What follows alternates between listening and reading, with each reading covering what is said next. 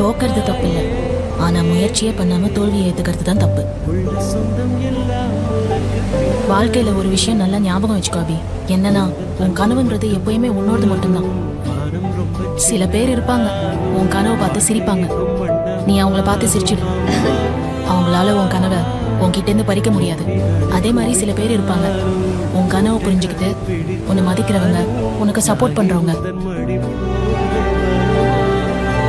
அவங்கள எப்பயுமே உன் மனசுக்கு பக்கத்துல வச்சுக்கணும்.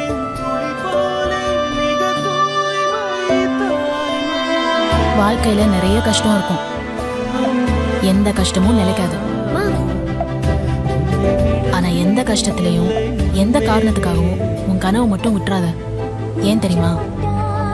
நம்ம வாழ்க்கையை நிர்ணயிக்கிறதுக்கு நம்ம கையில இருக்கிற ஒரே ஆயுதம் நம்ம கனவு தான். உன் கனவு நிறைவேறினதுக்கு உன்னோட நம்பிக்கை தான் காரணம்.